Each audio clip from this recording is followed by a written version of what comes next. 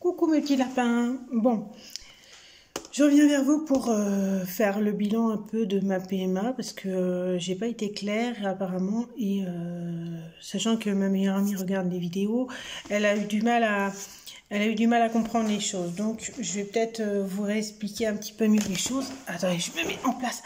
Ah, je me suis fait mal. J'ai appuyé sur mon pied, évidemment, chose qu'il fallait pas faire. Donc du coup, pour ce qui est de la PMA, alors on va reprendre les bases. C'est comme une FIV, on va me stimuler, on va me piquer dans le ventre. Donc je vais avoir 14 à 15 jours de traitement. Et je serai suivie en France. Je ferai tous les traitements en France, sauf que mes médecins référents seront en Espagne. C'est compliqué. En gros, en fait, je vais contacter Barcelone, parce que je pars à Barcelone, en fait. Donc, j'ai contacté la PMA de Barcelone, en leur expliquant que je vais démarrer un programme pour venir chez eux. Donc, ils vont me demander des bilans. Les bilans, je les ai déjà faits ou je suis en cours de les faire. Une fois que ces bilans seront faits, ils auront tous les examens à jour.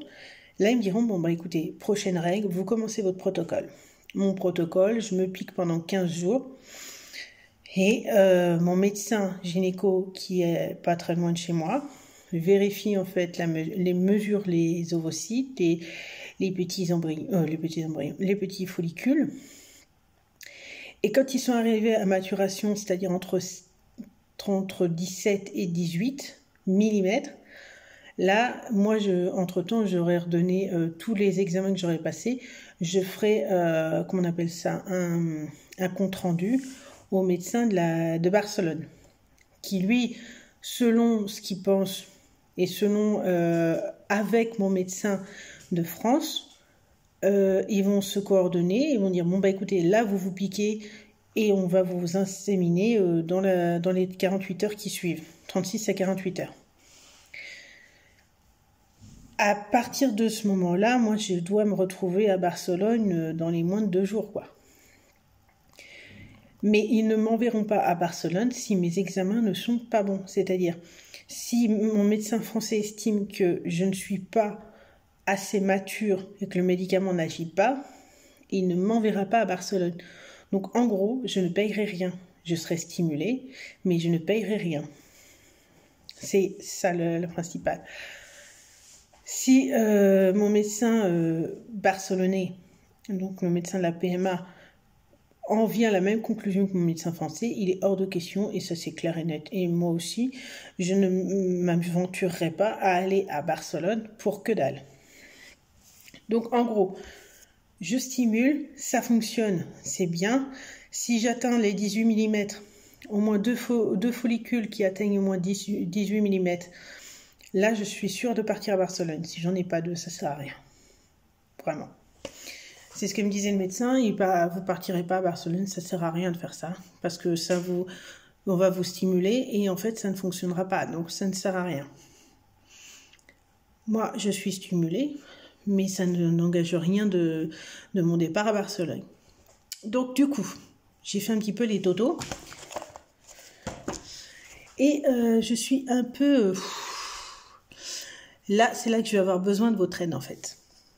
Parce que, bon, je n'ai pas de date. Donc, j'ai mis à la date de mon anniversaire, qui est le 3 janvier. Donc, ne paniquez pas. Ça reste environ les mêmes prix, mais pas tout à fait non plus. En gros, je vous le fais en gros. Hein. De là où j'habite jusqu'à Barcelone en avion, un aller simple, c'est 388,60 €. Et ça varie entre 9 à 10 heures d'avion. Hein? Ah oui, parce que j'ai le train aussi. C'est pour ça. Entre mon habitation et Lyon, j'ai le train. Parce qu'après Lyon, moi, je prends le Barcelone et c'est moins loin. Entre mon habitation et Barcelone en train, j'en ai pour 155,60 € pour environ 14 heures de voyage. Et pour mon lieu d'habitation, Barcelone en bus, genre les Ouibus, les trucs comme ça, j'en ai pour 95,59 €. C'est toujours les allées, hein. Donc, il faut multiplier par 2 après. Et j'ai environ 16 heures de voyage. Plus l'hôtel, qui est à environ 100 euros. Autant dire que ça va me coûter un bras. J'avais prévu, donc je pense que je ne prendrai pas l'avion. Déjà d'une, parce que j'ai la trouille de l'avion, que je suis une pétochave. Et puis 300 euros, plus de 300 euros, comment on appelle ça, juste l'aller. Ça, c'est pas possible. Je veux bien faire ma PMA, mais je veux pas non plus mettre des milliers et des cents. Donc reste le train et reste le bus. Dans un souci de confort, je dirais le train, parce que j'aurai juste quelques gares à changer et je ne prendrai pas la tête. En plus, j'arriverai à bon port. Dans un souci de financier, je ne prendrai pas la tête, j'aurai juste un changement à faire à Valence. Mais il faut que je prenne les trucs sur Internet. Et là, c'est là que ça commence, parce que moi, je ne prends jamais rien sur Internet. Je n'aime pas payer sur Internet. Donc, du coup, je suis un peu perdue. Que me conseillez-vous? Êtes-vous plus à vous dire, bon, bah écoute, mets un peu plus cher et fais un peu moins de temps? Donc, genre, je mets 150 euros et je fais 14 heures de voyage, ou je mets juste 95 euros, mais je fais 16 heures de voyage. Qu'est-ce qui est le mieux pour vous? Le bus ou le train? Donc, sachant que le bus est à 95 et le train est à 150. Je ne sais pas. Moi, je pense que, en plus, le train, parce que quoi qu'il arrive, je suis obligée de prendre le train, parce que ce soit le bus ou l'avion, je suis obligée de... En fait, mes lieux de départ pour Barcelone sont à Lyon, quoi qu'il arrive. Et sauf que moi, à Lyon, je suis à plus de 2 heures de Lyon. Je suis quasiment à la frontière italienne, donc c'est quand même compliqué. Donc, il me faut du temps pour aller à Lyon. Et puis, quoi qu'il arrive, je vais prendre le train. Donc, qu'est-ce qui est plus logique? Rester dans le train? Ça pourrait être sympa. Ça me fait quand même 14 heures de voyage. 14 heures, ça veut dire que je partirai la nuit, je partirai le soir, je voyagerai la nuit, je me ferai inséminer le matin, je dormirai sur place, et puis je repartirai le lendemain. Et je ferai 14 heures. Quoi qu'il arrive, de toute façon, pour un aller-retour, je mettrai à peu près 300 euros. Que ce soit le train ou le bus, ça ferait à peu près 300 euros. J'arrondis. Hein. Donc là, je suis un peu perdue. Donc j'ai mis à la date de mon anniversaire. Oh pardon, j'ai bugué. Ouais, donc j'ai mis à la date de mon anniversaire, ne sachant pas les horaires. Alors, ça ne sera pas forcément ma date d'anniversaire parce que, vu les finances et vu mon accident de travail, ben, je l'ai dans l'os. Donc, ce sera sûrement reculé à mars, voire avril.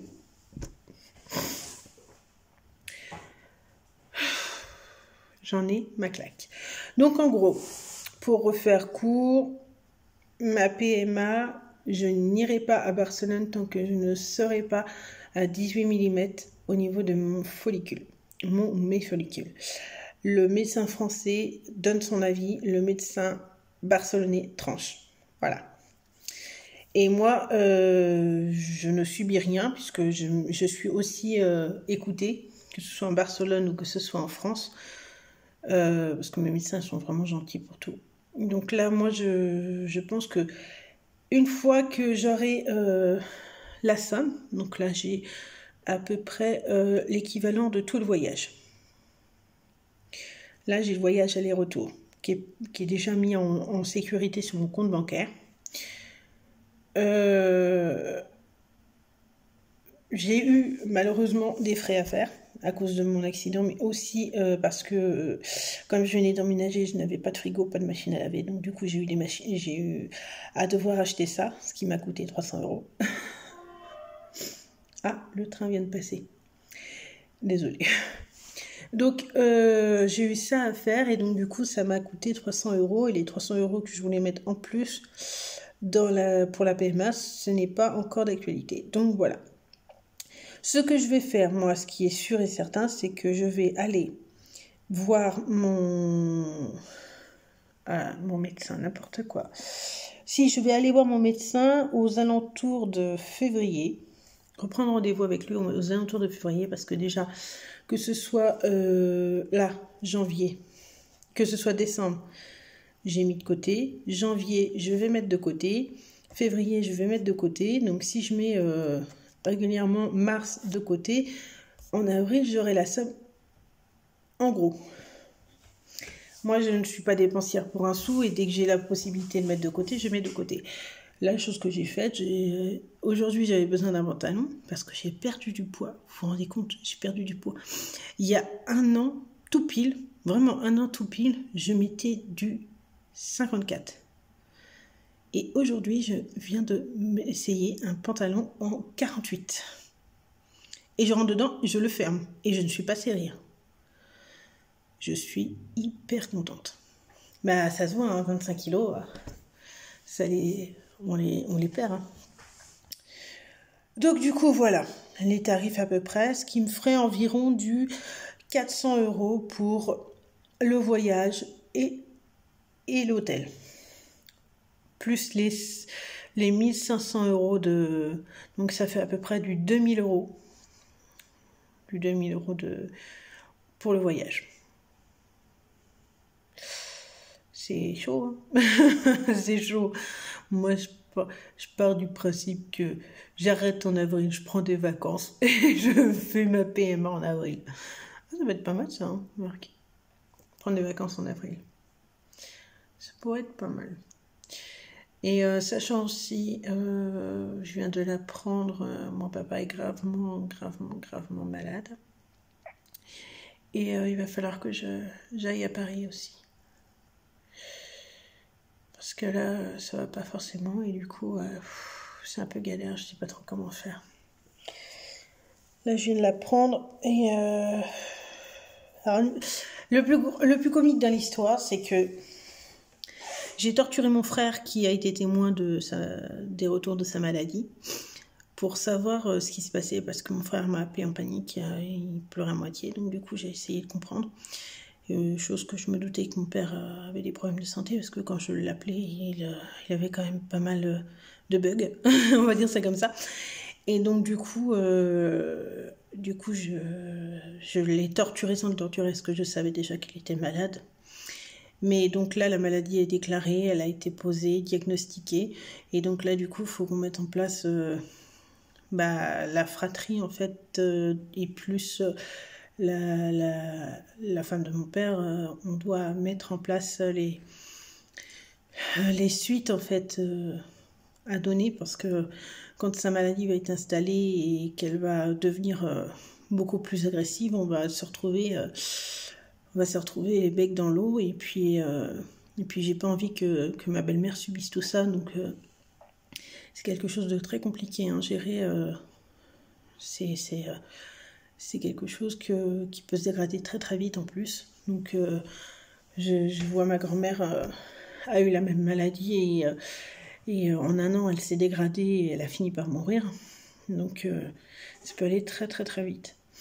Pour ce qui est de mon père, il a été diagnostiqué il n'y a pas très très longtemps, mais on voit bien la différence déjà par rapport à tout ça. Donc autant dire que c'est pas en bon augure. Et si ma grand-mère maternelle a eu ce problème et que mon père l'a, autant dire que il est marqué sur mon front malade. Encore. Non, ça me fait rire sans être rire, hein. C'est des rires jaunes en fait. Parce que ça veut dire aussi que ça peut mettre en jeu ma PMA. Ce qui n'est pas agréable, parce que comme c'est une maladie génétique, il va falloir que je fasse des tests. Et c'est là qu'il faut que je rentre dans le vif du sujet avec mon père, chose qu'il ne veut pas, parce que le plus comique dans l'histoire, c'est que moi je le sais, mon frère le sait, mon autre frère le sait, et le quatrième le sait. On le sait tous, mais le problème, c'est que notre père ne nous l'avoue pas. Honnêtement, il ne nous l'avoue pas. Il nous fait un blocage et il ne nous l'avoue pas. Il espère que peut-être on l'apprendra quand il sera dans la tombe. Sauf qu'on le sait déjà. Maintenant, il faut mettre en place des choses, parce que autant pour moi, je peux mettre en place des choses pour ma santé, mais autant pour lui, il faut mettre en place des trucs. Parce que là, on parle quand même d'assistante de vie, des choses comme ça. Donc, c'est pas non plus anodin. Donc là, il faut que j'aille sur Paris pour faire une réunion familiale, voir comment ça se passe. Parce que ma belle-mère ne pourra pas tout supporter. Plus son travail, plus mon père qui va se dégrader assez fortement. Ça va pas être gérable pour elle. Donc il faut que je vois comment ça se passe, il faut que je fasse le point. Et puis moi, il faut que je fasse des tests. Parce que comme c'est une maladie génétique, je peux avoir ce gène et puis je peux le transmettre à mes enfants, ce qui n'est pas agréable pour moi. Donc du coup, j'ai besoin absolument de faire ça parce que là, je vais commencer à faire mes tests, mon hystéro. J'ai pas envie de la faire, je veux le dire, j'ai pas envie. Je vais vous expliquer pourquoi j'ai pas envie de la faire en fait. Mes piqûres aussi pour tout ce qui est VIH, enfin tous les MST possibles et inimaginables. Donc pour en revenir à mon hystéro, en fait, je vous explique ce qui s'est passé. À l'époque, je vivais à Saint-Nazaire, donc en Pays de Loire. Et quand j'ai dû faire mon hystéro, on venait juste d'arriver dans le nouvel hôpital. Et du coup, j'étais, je vous donne les détails, hein, désolé, hein. J'étais sur la table et j'avais les pattes écartées. Et il y a une interne très douce et très gentille qui est arrivée, mais on voyait bien que c'était une interne, elle devait avoir quoi, 2 mois d'ancienneté dans l'hôpital, ça veut dire pas grand-chose. Et la dame, en fait, le médecin est arrivé et elle lui a parlé, mais comme un chien, mais j'ai jamais vu ça. Hein. Elle a dit, ouais, toi tu vas me faire le café. Déjà, ça donne bien le truc. Et pendant qu'elle était en train de me mettre le produit dans le vagin, donc c'est un produit qu'on vous met comme genre une pipette, on vous l'insère en fait, c'est un produit de couleur je crois, jaune il me semble, et en fait on vous l'insère et après on vous fait une radio. Et donc normalement tout doit s'illuminer, si tout va bien tout s'illumine du bout du col jusqu'au vagin, jusqu'aux ovaires. Et donc du coup, pendant qu'elle me mettait le produit, elle parlait à son interne comme un chien. Ouais, mon café il est pas sucré, mais qu'est-ce que tu fous, mais t'es vraiment nulle. Mais j'ai jamais vu ça, mais je vous jure, mais ça m'a dégoûtée quoi, parce que j'avais mal pour elle. Et c'est au point que quand je suis sortie, je lui ai dit bon courage quoi, parce que franchement, la médecin, elle était, mais c'était une casse finie. Mais vraiment, elle était mauvaise, ça se voyait. Déjà sur son visage, elle était fermée comme une huître. Et puis quand elle parlait à son interne, c'était quasi si elle lui parlait pas comme de la merde, quoi. Et la pauvre, j'avais trop mal pour elle, parce que je me suis dit, merde, elle est là pour apprendre. Elle se tape le café, et puis en plus elle apprend rien, parce que quand elle est revenue, la truc, elle était faite. Moi, je suis pas contre que les internes se fassent la main sur moi. Ça, je suis au niveau douleur, voilà. Mais le problème, c'est que là, la pauvre, elle a rien fait, elle a rien appris parce que l'interne l'a envoyée vers son café. Alors, si elle avait fait quelque chose de mal ou quelque chose, voilà. Mais tu n'engueules pas quelqu'un devant les clients, quoi. Devant les patients. Ça, c'est pas possible. Et la meuf, elle l'a traité comme de la merde. J'étais vert de rage. Je suis sortie, déjà, je me sentais super mal à l'aise parce que, vous êtes en train de vous faire machiner le vagin, là, et puis, et puis l'autre, elle lui parle comme de la merde, comme si, voilà. Et puis vous n'existiez pas. Et moi, je vous jure, je me suis dit, mais qu'est-ce que je fous ici? Vas-y, ferme les cuisses et tais-toi, quoi. J'ai fait ma radio, mais j'étais outrée, quoi. Et en fait, c'est de là qu'est arrivé, parce que l'examen lui-même n'est pas douloureux. Il n'est pas agréable, certes, mais il n'est pas douloureux. Mais là, la manière dont elle a traité cette fille-là, c'était juste impossible, quoi. Et moi, je me sentais trop mal pour elle. C'était même pas moi, je me sentais même pas mal à l'aise pour moi, je me sentais mal à l'aise pour elle. Alors, vous voyez, c'est pour ça que j'ai eu vraiment beaucoup de mal avec les stéros, parce que j'ai peur de retomber sur le même épisode.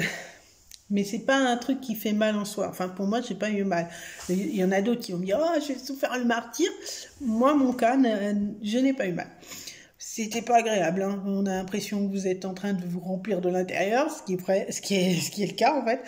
Mais du coup, c'est pas quelque chose qui est douloureux, qui vous fait saigner. Bon, par contre, après, vous avez des fuites. Oui, parce que tout ce qui rentre ressort.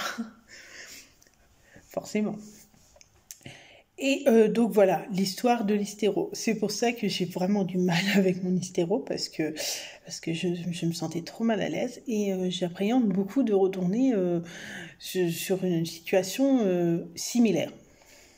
Je vais la faire, hein. Je vais la faire, mais laissez-moi tranquille. Voilà. Maintenant, pour ce qui est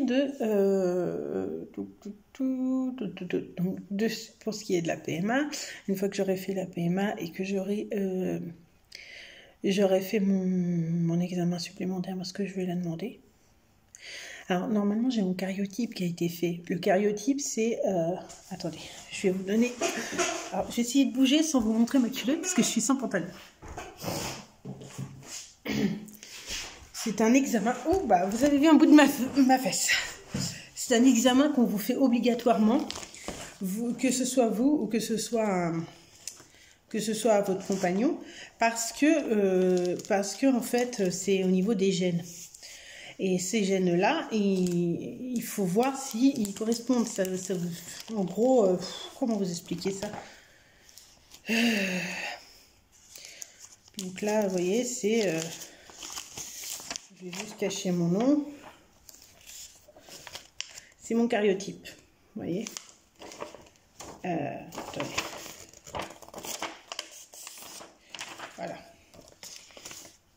Donc c'est mon cariotype, vous voyez, il est là. Donc j'ai en fait tout ce qui, par exemple, est maladie génétique. Qu'est-ce qu'il y a comme maladie génétique? Genre, je sais pas, la trisomie. La trisomie, voilà, ils font des cariotypes et puis ils prélèvent, ils font des schmilblick et puis ils regardent s'il y a un truc qui marche ou qui marche pas. Bon. Ah, j'ai toujours le cariotype de mon ex, alors, vous voyez. Ah, ils n'ont pas précisé que c'était un crétin, mais bon, c'est pas une maladie. Désolée, c'était la petite blague du jour. Donc, voilà. Et ils font les choses, et puis ils regardent, et puis si le cariotype est bon et qui correspond au cariotype de votre partenaire, et ben c'est parfait, c'est encore mieux. Parce que dans ces cas-là, ça veut dire que il n'y a pas de souci particulier et que bébé ne risque pas ou a très, très minuscule chance d'avoir des maladies X ou Y. Désolée, c'est de mon frère. Comme je lui ai appris que mon père était malade il y a à peu près 1h30, il redescend en pression. Voilà. Donc voici, donc vous avez vu mon cariotype. Et donc, du coup, ce cariotype-là va beaucoup m'aider pour tout ça. Mais c'est rien, hein, c'est une prise de sang. Un cariotype, c'est juste une prise de sang. Pour ce qui est des génétiques beaucoup plus poussées, après, c'est autre chose. J'en sais rien, à vrai dire. Mais là, pour l'instant, c'est un cariotype classique, où il n'y a pas de... Voilà. En gros, le médecin m'a dit, votre cariotype, il est nickel, vous risquez pas de grand-chose. Maintenant, c'est pour éviter au bébé d'être malade. Donc, comme moi, j'ai une maladie génétique de thyroïde. Oh, d'ailleurs, vous avez vu, j'aime pas, c'est quand mon traitement, il est bien stable, ça va mieux, là. Mais quand j'étais petite, j'étais gonflée, ouais, ça faisait ça. C'était horrible. Et là, ça se diminue un peu. Puis avec le poids, je perds aussi, j'ai de la peau, là, c'est la peau qui est... Donc, du coup... voilà, comme j'ai des maladies génétiques, je suis obligée de faire des examens réguliers. Et comme mon père a déclenché sa maladie génétique aussi, je suis obligée de refaire un test par rapport à ça. Donc ce qui est drôle, c'est que du côté de ma mère, j'ai des problèmes de sang, donc des risques de phlébite. Oui, la phlébite aussi. Hein. Et du côté de mon père, j'ai ce risque d'être malade. Plus ma thyroïde. Vous voyez, je suis pas sortie de l'auberge. Je suis vraiment pas sortie de l'auberge. Je vais péter un plomb. Non, mais c'est pas rigolo, hein, mais là, il faut que, en fait, je prends ça au jour le jour, à l'heure, parce que le problème, c'est que si je me mets à péter les plombs, je vais devenir folle, et là, ce sera pas bon, parce que je ferai pas de bébé, en fait. Donc, moi, je veux un bébé, je veux le faire. Il faut trouver un... Alors, comme c'est un donneur espagnol, bah, ça sera un typé espagnol, donc il sera forcément brun, quoique... Mon père était brun et je suis blonde. Voyez? Donc il est fort possible que ce soit un roquemoute. on va faire un petit bébé roux. C'est trop mignon, le bébé roux. Moi, je dis rien, parce que ma meilleure amie, elle est rousse, alors elle va m'allumer si je dis quelque chose. Elle va me dire, tu as dit quoi devant les rousses? Enfin, voilà. Bon, je vais vous laisser. Je vous souhaite une bonne journée, une bonne soirée, parce qu'il est quand même... Oh, il est bientôt 19h, c'est l'heure de manger. Si je refais pas de vidéo avant Noël, un bon Noël, une bonne année. Et puis, n'oubliez pas de manger vos chocolats pour la nouvelle année. Moi, j'ai acheté le mien. Et puis, quand vous aurez du temps, si vous voulez répondre à mes petites interrogations, qu'est-ce que je dois choisir, genre le train ou le bus? Dites-moi ce qui est le mieux. Et puis, de toute façon, je vous ferai des vidéos régulières. Donc là, je vous ai précisé en fait ce qui allait se passer dans la PMA, parce que c'était pas compréhensible. Et n'oubliez pas que j'ai à peu près entre 75 et 90% de chances que ça réussisse. Voilà. À condition que j'atteigne le quota minimal au niveau de mes ovocytes. Voilà, voilà. Bon, je fais de gros bisous. Je vous souhaite une bonne soirée, des bonnes fêtes de fin d'année, si je vous vois pas, via Internet. Bisous!